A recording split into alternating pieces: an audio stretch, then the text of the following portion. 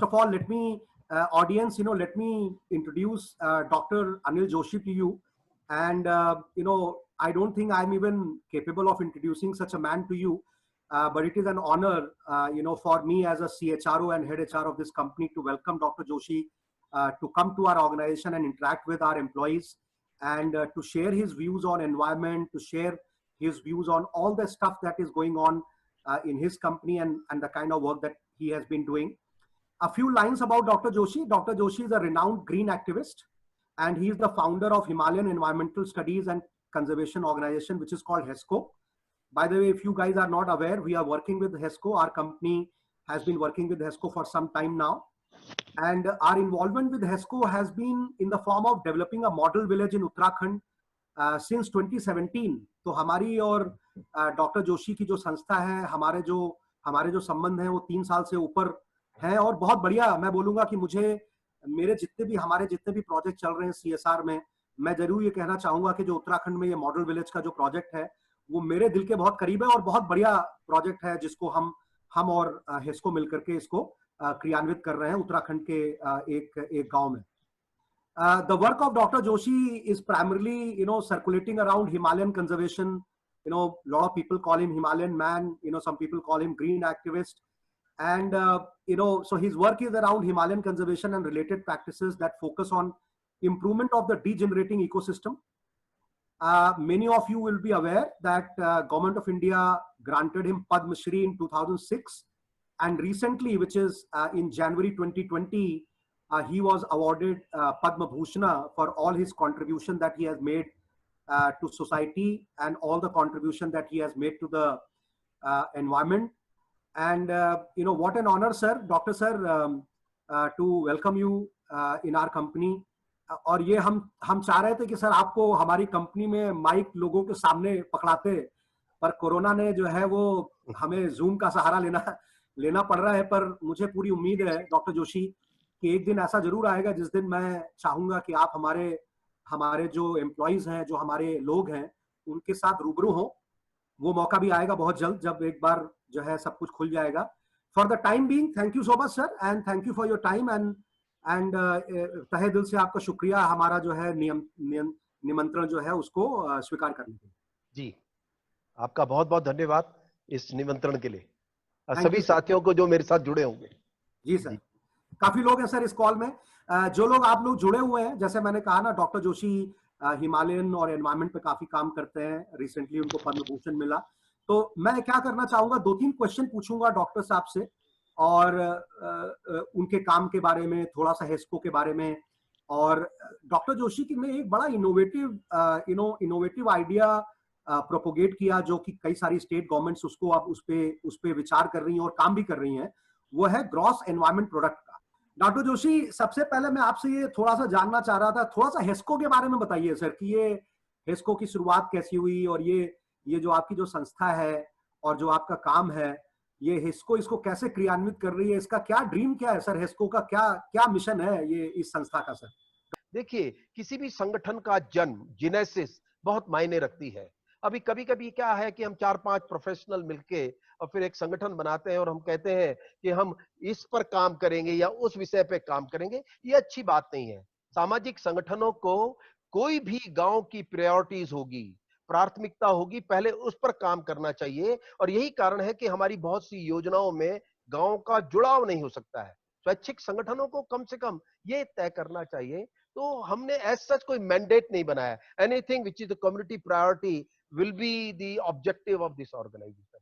तो धीरे धीरे हम बनते चले गए, और मुझे अच्छा लगता है कि हमने नींव रखी, फिर एक के बाद ईंटें रखी, और धीरे धीरे बनते हुए आज एक संगठन जो मेरे मन की संतुष्टि में ये है, ये आज भी वैसा ही है जो आज से 35 साल पहले था।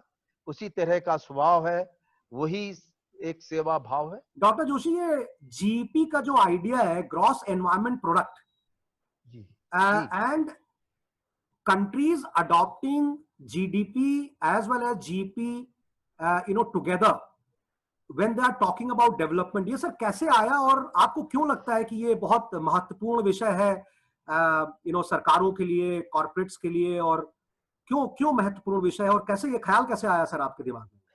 देखिए एक बात सबको समझ लेनी चाहिए कि स्टेबल इकोनॉमी जो किसी भी देश की होगी वो उसके रिसोर्सेज पर अल्टीमेटली डिपेंड करती है। और हम्म अभी भी वैसे भी मैं आपको बता दूं कि 15% industry of the world directly depend on natural resources, 37% partly उस पर डिपेंड करती हैं। और ये भी अगर छोड़ दें, एक बार हम ये भी भूल जाएं, तो अब सवाल ये पैदा होता है कि आप एक ऐसी इकोनॉमी की चिंता करते हैं कि एक कोरोना आया हम्म और जीडीपी पाताल में पहुंच गई। हम्म स्यूडो इकोनॉमी है। हम्म लेकिन उसी इकोनॉमी के टाइम पर जब जीडीपी नीचे जा रही थी, लेकिन आपको मुझे पानी मिला, आपको मुझे भोजन मिला, आपको मुझे हवा मिली, प्राणवायु मिली, और इस नेचर जिसे मदर अर्थ कहते हैं उसके सही मायने इस कोरोना पीरियड में भी पता चले। तो हम कैसे लोग हैं कि जो हमें जिंदा रखता है ऑल क्राइसिस टाइम, उसके बारे में हम सोचते नहीं। कि जीडीपी आपको इकोनॉमी के बारे में बताती है, इकोनॉमी के बारे में बताती है और इकोनॉमी के बारे में बताती है। वहां राइट उसमें फॉरेस्ट कहां है, वहां पे सॉयल कहां है, वहां पे एयर क्वालिटी का कहां सवाल पैदा होता है, पानी कितना बड़ा गिरा वो क्या। क्योंकि साहब मैं आपको एक छोटी सी बड़ा विडंबना है ये, एक जंगल जब खड़ा रहता है it doesn't come in the GDP. आप इसको गिराओगे, you will fell it the forest for timber purpose, it will immediately reflect in the GDP. एक नदी जब मरती है उसका पानी सूख जाता है, never comes in the GDP. लेकिन जब वो कीचड़ बन जाएगी तो उसके ऊपर सरकार का प्रोजेक्ट लगेगा, उसके ऊपर उसमें गंदा पानी अगर हम सब पिएंगे बीमार पड़ जाएंगे, तो वो अस्पताल में जाएंगे, दवाइयां बिकेंगी, वो जीडीपी में आ जाएगा। एयर क्वालिटी नीचे चली गई, जीडीपी में कहीं नहीं है। और अगर जब दवाइयां हुई, रेस्पिरेटरी प्रॉब्लम्स हुई, तो अस्पताल जाओ दवाई खाओ, वो जीडीपी में आ जाएगा। तो सब कैसा मजाक है ये कि हम्म हम जिससे जीवन संभव है उनके बारे में हम चिंता नहीं करते। इसीलिए इसीलिए जीपी जैसे बड़े मुद्दे हैं, ग्रॉस एनवायरनमेंट प्रोडक्ट। नहीं बिल्कुल सर, आपने सही कहा सर। इस बीच में एक मैं सवाल लेना चाहूंगा। हमारे जो दर्शक हैं, जी जो हमारे साथी हैं कंपनी के, वो आपसे कुछ पूछना भी चाह रहे हैं, तो मैं उनको जरा मौका देना चाहता हूं। जी अभी जी उनको लाइव भी करूंगा, पर एक सवाल मैं चैट से ले लेता हूं। सर ये जीडीपी के बारे में पूछ रहे हैं कि देखिए सर, जीडीपी के पॉपुलर होने का एक बहुत बड़ा कारण ये था कि उसके जो मेजर्स हैं वो यूनिवर्सली एक्सेप्टेड हैं। क्या क्या जीडीपी के अंदर जाता है, उसकी कैलकुलेशन मेथोडोलॉजी काफी डिफाइंड है। तो ये एक हमारे एक मित्र हैं अमरीश श्रीवास्तव, ये पूछना चाह रहे हैं कि जो जीपी है, जो आपका जो ये प्रयास है, उसको आप सर क्वांटिफाई कैसे कर रहे हैं? मतलब आपने कुछ जी मेजर्स जी ऑलरेडी सरकार को जी बताए हैं? how GDP be calculated will not correct. be widely accepted. What we wisely did, we involved the principal scientific advisor of this country, hmm plus major important institutes of this country like NEERI, NPL, CISR Institute, FRI, all of them we involved. Wadia Institute for Glaciology, Glacier, they have been working that. We had a meeting on this uh, the March 5th, which was headed by the PM advisor, which I am saying, principal scientific advisor. And they were equally thought that this is something we must be serious about it. So there is a group of scientists, renowned scientists, institutions are working currently to define how to do. But simply is that in a given year, we increase the forest cover by quality and quantity. With that, let me invite anybody in the audience wants to interact with doctor साहब, please feel free. कुछ चीज पूछना Yes, चाहता है कोई? Dr. Joshi, Who's uh, that? uh, Nidhi Sharma. Okay, Nidhi, go ahead. Hi. I just wanted to ask that you have spoken about corporate responsibility and you have given us guidance. I really appreciate that. But as an individual, as a person, what can we do to make it better? Because I understand climate change is a really huge deal and we have to overcome it and we have to take steps to overcome it, but as an individual, as a person, what can we do in our daily lives to overcome it? Nidhi ji, दो तीन तरह से आप contribute कर सकती हैं। पहला, आप इस इश्यू को अपने लेवल में, अपने नेटवर्क से कितना खड़ा कर सकती हैं, क्योंकि आजकल हम लोग मोबाइल में डूबे हुए लोग हैं, कंप्यूटर में डूबे हुए लोग हैं। तो अगर उसी का माध्यम बना के इसको चर्चा को बड़ा करेंगे, एक चीज। नंबर 2, आप अपने आप तय करिए कि what how much do you consume, उसको कैसे घटा सकती हैं। अल्टीमेटली उसका असर नेचर के ऊपर पड़ना है। और तीसरा, अगर आप समर्थ है, आपकी सामर्थ्य है और आप समझती हैं कि आप एक्स रिसोर्स को कंज्यूम करती हैं, उस पर कंट्रीब्यूट करना चाहती हैं, तो कोई भी सोशल ऑर्गेनाइजेशन जो आपके अगल बगल में हो, या कोई भी गांव जो आपके अगल बगल में हो, या आपकी पकड़ हो किसी भी रास्ते से, उनको किस रूप में आप कंट्रीब्यूट कर सकती हैं, वो भी एक बड़ा कंट्रीब्यूशन है। एक क्वेश्चन मैं ऑडियंस को और बोलूंगा कि वो ले सकते हैं हम। सर हमारे पास 5 मिनट और है। Doctor Joshi, is that okay doctor Joshi? हाँ बिल्कुल सही है आप। हाँ, Charanjit go ahead. Charanjit go ahead. Thank you Awadhesh. नमस्कार डॉक्टर जोशी। बेसिकली आपने बोला कि India is I think the third largest consumer of pesticides and fertilisers globally.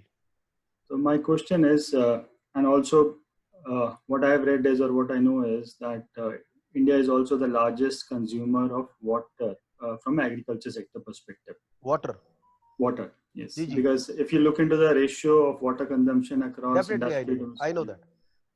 So certainly we definitely need change in our agriculture practices.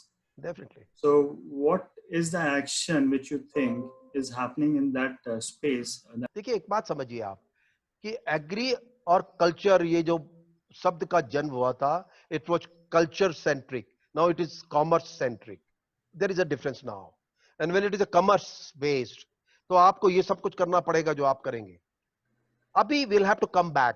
This reason is, ये corona काल में एक बड़ा अच्छा बात हुई कि एक इम्यूनिटी शब्द बड़ा चला, और इम्यूनिटी इस देश की इसलिए बेहतर मानी गई कि जिस तरह का भोजन हम करते हैं, जरा मसाले, जरा ये, जरा वो, the food that we take is full of everything that makes your immunity strong.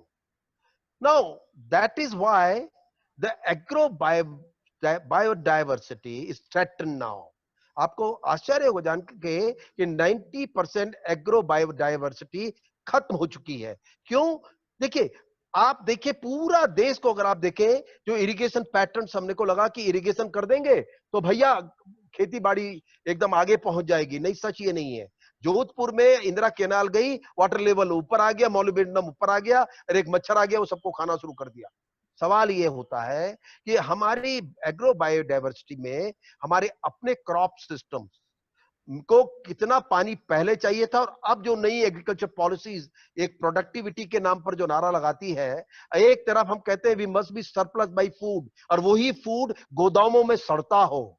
तो अब आप तय कर लीजिए हम क्या करने जा रहे हैं। हमें एक ऐसा एग्रीकल्चर सिस्टम चाहिए जिसे कल्चर कहते हैं, जो यहाँ की स्थान विशेष के क्लाइमेट को मैच करता हो, और we need an ecological agriculture pattern which is different for the given different region, और उस पर बेस पे काम करेंगे तो हम अपनी बायोडाइवर्सिटी को मेंटेन करेंगे। और पानी, जो इकोनॉमिक क्रॉपिंग अपना आप ही स्वतः पहले थी, पहले कहां था पानी? सब जगह। पानी की बीमारी तो अब पैदा की, और इसलिए 70-80% हम पानी कंज्यूम करते हैं। और अब नए इक्वेशंस में, अब नई बात इस बात पे होनी चाहिए, और दुनिया का मेरे व्यक्तिगत रूप से मानना है कि agriculture is going to be the most important industry, but there you need an diversity which we can enjoy better, because India is full of agriculture diversity. तो मुझे लगता है नई सोच के बीच में हमें अब खेती बाड़ी में इस देश की परंपराओं की तरफ जाना पड़ेगा जो सस्टेनेबल थी। अब कुछ ही भी सस्टेनेबल नहीं है। Give it to Venkat. Venkat, quick one. Yeah. And Dr. Joshi, then you can answer and we can close the discussion, in interest of time. Venkat, go ahead. Yes, Dr. Joshi, it is a pleasure talking to you. My question here is, in continuation to what Charanjit asked, so in terms of agriculture, now government is thinking of linking the rivers from north to south. So what is your view on that? Is it going to be a progressive development, or it's going to be a destructive development? You say that it's a north to south connect. Yeah, now north to south connecting rivers. Is that the question, Venkat? No. Then I absolutely disagree with this. Okay. The reason is you cannot go against the nature. And you know, we have already seen the consequences or the damage that we have taken, the toll that we had to pay. This will be a disaster, having connecting the river from one another. I don't think so. शुक्रिया doctor Joshi, शुक्रिया अपना समय निकालने के लिए। अपनी संस्था की तरफ से जितने भी लोग यहाँ पे जुड़े हुए हैं, जितने भी पार्टिसिपेंट्स आए, उनकी तरफ से मैं तहे दिल से आपका शुक्रिया अदा करता हूँ।